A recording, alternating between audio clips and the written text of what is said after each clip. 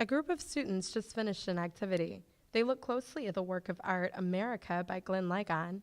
They each wrote down a few words about what the artwork meant for them, and then they shared their thoughts with the group. When I saw this, it kind of reminded me of a poem I read called Ozymandias, and it was about this statue that was in the middle of the desert, and it said, like, I'm king of everything, and it's in the middle of the desert, so it's not really king of anything. And, like, America, we think we're so powerful, and we think we're so great and everything, but, like, are we really? Like, yeah, we have government power, and yeah, we have, like, power in the world, but, like, if you come down to, like, the citizens and, like, people, what do we really have to say about that? Because, like, there's so much like dispute, and like there's so much fighting. Like, yeah, maybe on the surface we look really nice, but when it comes down to the people, it's not. So I wrote where do we stand, and then I wrote where do I stand.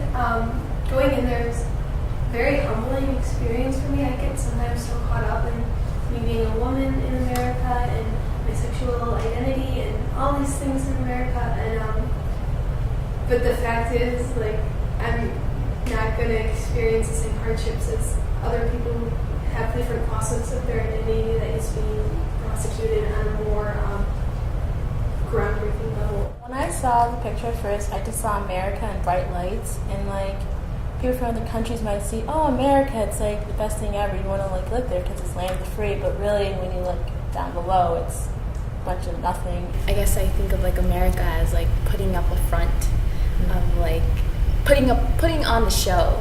And I also wrote freedom like in a question mark because I kind of think about it, and it's just like a lot of people like to advocate like or like try to express that like America is like home of the free and you get all these like opportunities and all these rights, but it's just like only a certain type of person can be able to get that type of freedom. Like, you know, we never talk about like sexual orientation, like cultural diversity. Do we get those same freedoms?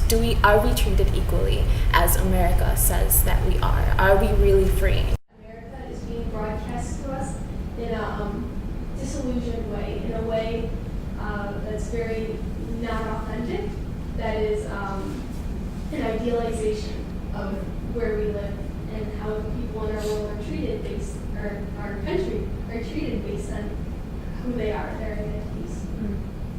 It made me think of like going back into the past. So like I wrote up there, the American dream, and like how it's not as nice as they think it is, especially after like the Civil War, and then there was the art revolution of the Harlem Renaissance in like the 20s, and it made me think of that because like the art style is kind of similar to that because everyone's all about trying to be successful even though nothing is really going to help them get successful, and it's not possible to be successful because the huge gap between the different races. But it also kind of symbolizes hope because they're connected. Like the badness of the ground is connected to the brightness and the happiness of the America. So there's still hope. But like it's really difficult to get there because they're really thin wires that can be easily snapped. And I think that's kind of how we should see America, like through years of, when we started with Great Britain, being under rule, gaining our independence, slavery, civil rights, and then up to today where we have an African American president. I feel like we've gone from the bottom up, and although some of our traditions and a lot of our views are blurred, that's kind of represented with the wires, I think we still have hope for the future, like you said. I agree with that. When I look at that, I kind of think of the hope that there is in that picture. I also think of like vastness, and what vastness brings is sometimes opportunities to grow. I mean, like when people think of America, they think of opportunity. They have the opportunity to grow as people, to grow in what they want to be when they grow up. So that's what that picture kind of reminded me of. Well, I've kind of I've taken a couple of little things out of, especially this conversation.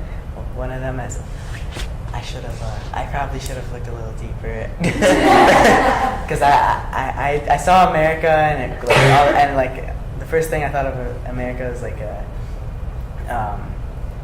like spirit, like oh USA, like that's, I drew the like flag and the USA in bubble letters. Like I got like, it's like seeing America. It's like on the surface you want to be like really excited about it, but like especially after this conversation, like on the surface, like we can be seen as like excited, but almost even like this could be false sense of confidence almost as like a way of like hiding our problems deeper down, I guess, especially like in our country. And yeah, especially from the conversation, that's really what I took away. We just heard a lot of different viewpoints inspired by a single work of art, and the students drew on their experiences to develop their own perspectives. Did you notice what happened when they listened to each other? The students exchanged and built on one another's ideas, deepening their perspectives in the process.